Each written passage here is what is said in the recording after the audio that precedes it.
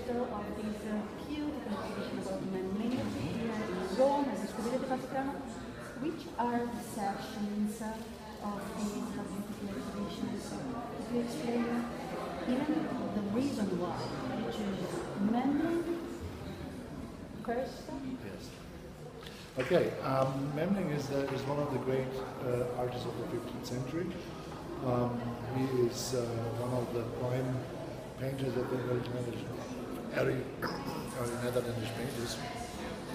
And he was probably the most successful of his peers among the Italian clients. So while in this country there are significant paintings by Memling in collections in Turin, Venice and Florence, it made sense to stage a monographic exhibition about the master here in Rome, in the capital of the country, and to have introduced to the general audience.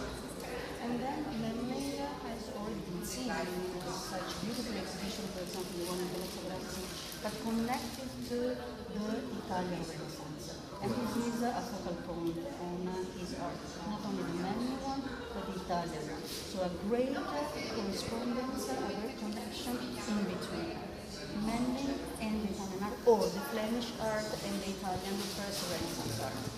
But see, the point is one wouldn't necessarily have to distinguish between Italian and Flemish art at that period. Of course, it's, these are categories that are probably less important to the contemporaries of Memling than they are to us today.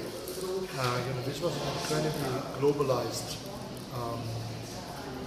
period where merchants from Italy were active in the north, the northern people were active in the south, so there was like a constant exchange. We have in this exhibition not so much focused on the cultural exchange in terms of works of art, but more on the idea of the patronage, that is to say, the idea of like what fascinated the Italian clients when they were looking at Memling's paintings. That was, for example, we know that a lot of bankers, not only in Florence, in Venice of course, were very fond of this type of art. We have a lot of portraits, for example. The portraiture was very, very successful in Memling. Consciously, I would argue, kind of combined a couple of aspects in his paintings that were admired by his Italian contemporaries.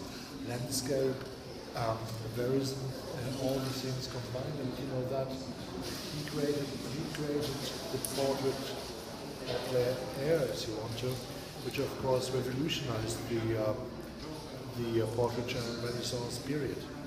A lot of even religious techniques has been influenced by the Flemish and mostly the Memling painting. Well, I think mostly the Memling painting is probably. This exhibition also enters into the discussion about the importance of devotional painting. And I think this is something that has previous exhibition haven't been focused about. But what happens is that while in the early 15th century a lot of Italo-Byzantine icons are coming to the north, they are transformed, and there's a new type of devotional image that then, within a generation or two, comes back to Italy. Van Eyck paints the Holy Face, Memling repeats it, Fra Angelico answers to that, and so there's a huge influence on Flemish art on devotional painting in Italy. And Memling actually is an important figure in that sense that he sort of like no other before him sort of plays with the expectations that people had.